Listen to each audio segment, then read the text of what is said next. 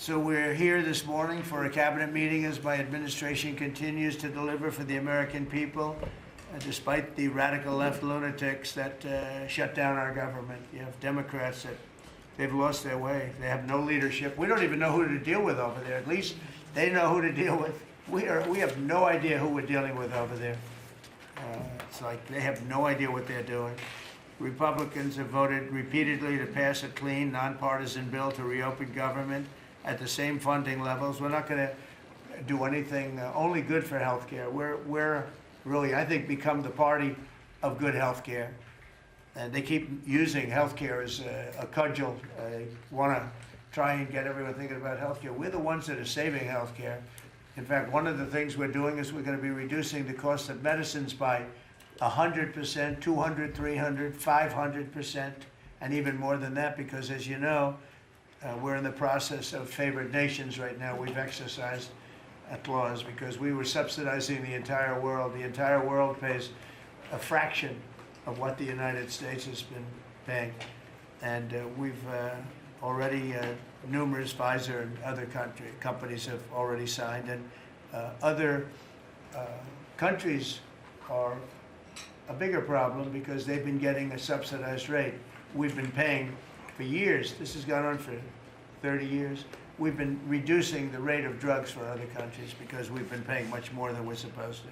And they used all sorts of ideas like research and development. I said, what about Germany? What about these other countries? Aren't they paying? No, no, we have to pay research and development. It was all nonsense, and I couldn't listen to it anymore. So it's a very radical, big, tough shift, very tough. We got a lot of things going on today. But, you know, and you probably heard me say this in my first term, I think it was my third year, we reduced drugs from the beginning of the year to the end of the year. And I was so proud of it. I actually had a news conference to announce it, and it was 1/8 of 1%. Think of that, which is barely a reduction. But it's the first time in 28 years that there was a reduction in drug prices for the year. So from the beginning to the end, it was 1/8 of 1%. And I was so proud of myself. I did something that nobody else could do.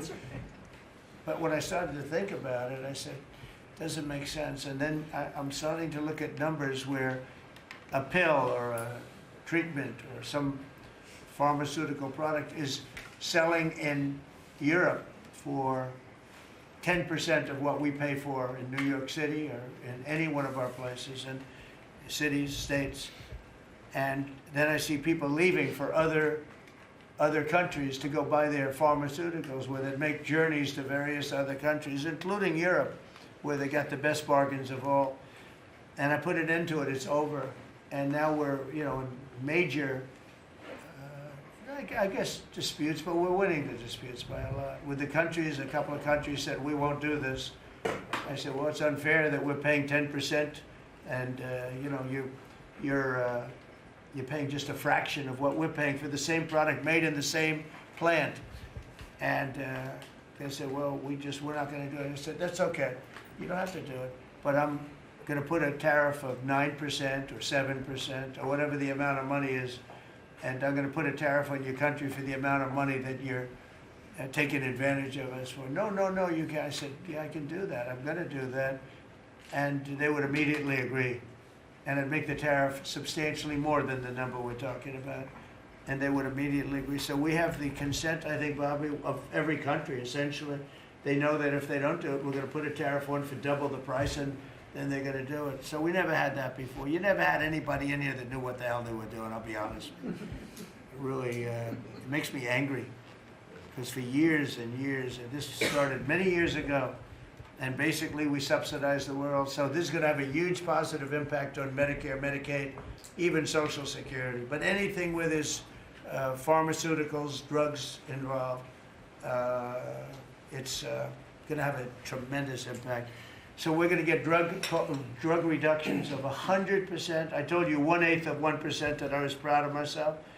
Now you're going to get 100%, 150%, 200, 300, 400, 500%. You're going to get the biggest drug reductions that you've ever seen.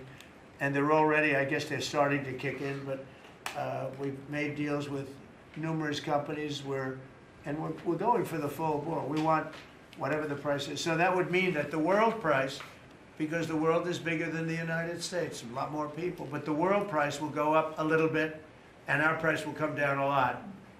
So if a pill sells for $10 in London and $100 here, the pill will go to $20 in London and $20 for us. It's pretty simple. And that is a number that nobody can even fathom. It's a little like tariffs. Nobody knew how big they were. Nobody knew until they started seeing the trillions of dollars that have come in. I don't know why they didn't understand it. It's something they should have understood. We were taken advantage of for years with tariffs, and now, I don't want to say we're taking advantage, but we've become a very strong country because of the money that's coming in. Republicans have voted repeatedly to pass a clean, nonpartisan bill to reopen our government, and remember, at the same funding levels both parties have supported in the past. So the radical Democrats have chosen to put the economy of our country. We have the best economy we've ever had. We had the best economy in my first term, but we have an economy that's blowing it away, and we have the Democrats are trying to obstruct. They don't want to have a good economy. I don't think they want to have a good country. That's why they try and stop our law enforcement from doing what we did in Washington, D.C. Washington, D.C., we have a great, safe, beautiful capital right now. Beautiful. It's so safe. You can walk down the street. Numerous people standing before me were mugged. And you're not going to get mugged anymore. We have a safe capital, one of the safest. We took it from one of the most unsafe places to one of the most safe places in the country. And we also beautified it, and we're in the process of doing even more so. So we're very proud of our capital. Again, we were embarrassed by our capital. A lot of people being killed. They'd come from Iowa, Indiana, Florida. They'd come up, and they end up getting shot. They're not getting shot. We moved out 1,700 people approximately, right? Approximately 1,700 hardened criminals, career criminals. They moved them out. So Chuck Schumer and Hakeem Jeffries and the congressional Democrats are holding the entire federal government hostage. I will tell you, a lot of Democrats want to get this thing open too. They do. They're calling us, and they just want to get it open. And all we're doing is saying, just play the same thing until we get it straight. And they don't know how to go about it. I mean, and the problem is we really don't know who the hell is leading the Democrats. You have this AOC. I don't know her at all, but I watched her the other day. She said, well, if they want, they could come to my office. That's not leadership, you know. The only one that challenged her actually was Nancy Pelosi, and Nancy's not looking too good. I don't know what happened to Nancy, but she's not looking great. But she was the only one, I give her credit, she was the only one that challenged her. But AOC said that they can come to her office and negotiate, the Republicans. And we're saying, oh, I didn't know she was in leadership. But she's taking Hakeem Jeffries' place, and Schumer's afraid that she's going to run against him. And right now, I don't know, he can change, life is crazy, right? But right now he can't beat, I don't think he can beat anybody. So he'll lose in a primary. I would say he'll retire before he loses in a primary. So I think Schumer's going to retire because he can't beat anybody. His polls are so bad. Meanwhile, the Democrat shutdown is causing pain and suffering for hardworking Americans, including our military, our air traffic controllers, and impoverished mothers, people with young children, people that have to live not the greatest of lives. But we're doing so many tax cuts. We've cut their taxes. The great big beautiful bill, we've cut their taxes at levels that nobody's ever seen. I mean, no tax on tips, no tax on Social Security, no tax on overtime. It's been a great thing for a lot of people. They're doing great. Despite all of the damage that it's caused, the shutdown has been, you know, pretty damaging. I mean, it's not yet because it's early, but it gets a little bit worse as it goes along. And we'll be making cuts that will be permanent. And we're only going to cut Democrat programs. I hate to tell you. I guess that makes sense. But we're only cutting Democrat programs. But we're going to start that, and we have Russell, we can talk to you about it if he wants to, but we'll be cutting some very popular Democrat programs that aren't popular with Republicans, frankly, because that's the way it works. They wanted to do this, so we'll give them a little taste of their own medicine. But Chuck Schumer proclaimed this morning that every day gets better for them. No, every day it's actually getting worse for them. And they're having a rebellion in the Democrat Party because they want to stop.